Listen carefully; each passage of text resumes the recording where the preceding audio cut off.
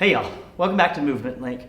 So I want to talk about a strategy and just something we need to be thinking about and this experience that we need to build over time from doing our workouts. And it's just kind of our brain and our muscles connection to each other and our ability to feel muscle fatigue, throw our ego out the window and pay attention so we can update our strategies in the middle of trying to get work done. So I'll just use a simple example because this is something that we see people struggle with all the time, but hopefully this example can get applied to everything you're doing. If I have something like doing 100 push-ups, I need to figure out what my strategies are so I can get through that 100 push-ups as fast as possible. What happens to so many people, especially when they're newish, is so many people come out and they do a really big set to start. So just for example, I can probably do 50 to 80 push-ups in a row.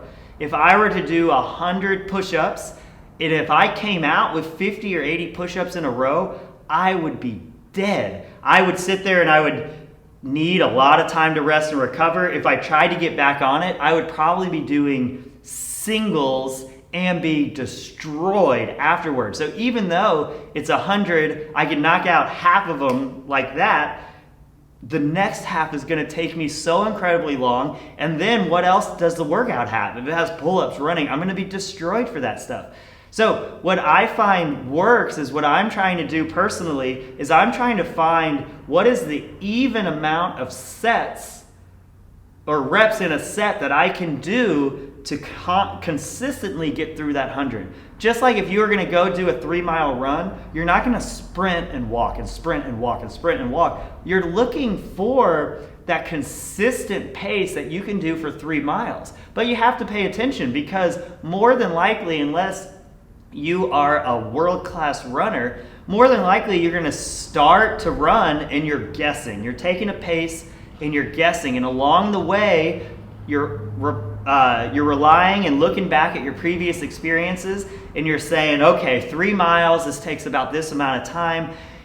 My heart rate, I can maintain a heart rate that feels like this for this amount of time. What do my legs feel like? And you're pushing and you're pulling back and you're pushing and you're pulling back and you're trying to figure out what that optimal pace is that's going to get the job done. Push-ups are going to be the exact same thing, is you're going to take a guess. My guess, if I was going to do 100, is I'd probably start with sets of 3 to 5. And I know that sounds crazy. 50 to 75 probably in a max set, and I'm going to start with 3 to 5, and I'm just going to chip away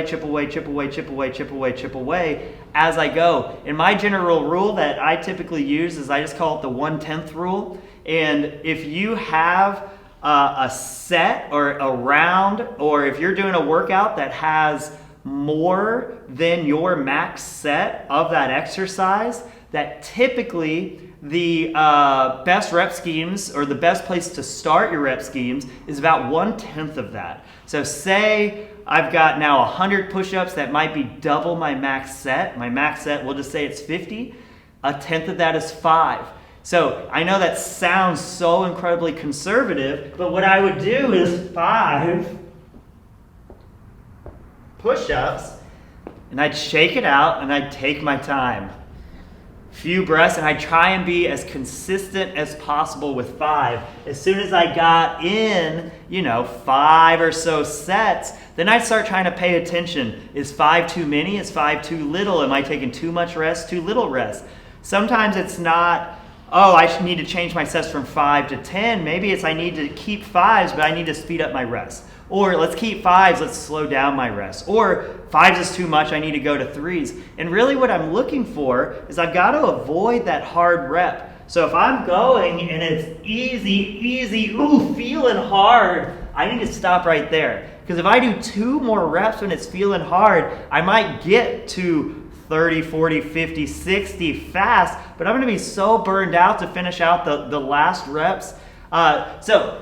Long story short here, I know I'm kind of rambling all over the place, but long story short, the very, very, very common mistake we see is people not paying attention enough to how do we get this consistent work in and adjust our strategy over time. And so often people just are not patient and they come out just screaming hot and they completely crash and burn out. So it's about controlling your ego, but having your ego be what you're capable of and trying to play the game of how do we stay consistent. We're not going to sprint and try and get our fastest 400-meter time ever when we're in the middle of a mile time trial. We're trying to get the fastest mile ever. I'm trying to get 100 push-ups done, but if it's within this bigger workout, I'm trying to get this bigger workout done as fast as possible or get as much work done in this time period as possible. And so much of it is figuring out what is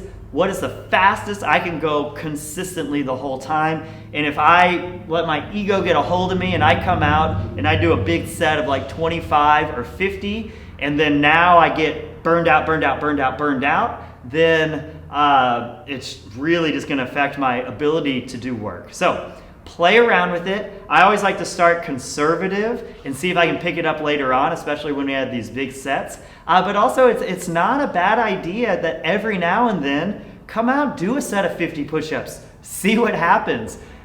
Because the only way to learn and the only way to connect your brain to your muscles and into the strategies that you should be using, especially when we have unknown things, is to develop your ability to adjust your plan along the way. And the only way you can do that is if you know what different heart rates feel like, if you know what different muscle fatigue feels like, and you just build and build and build on that experience. So play around with different things, but if you've never played around with the 1/10 rule, play around with the 1/10 rule. See if that speeds you up your times and scores.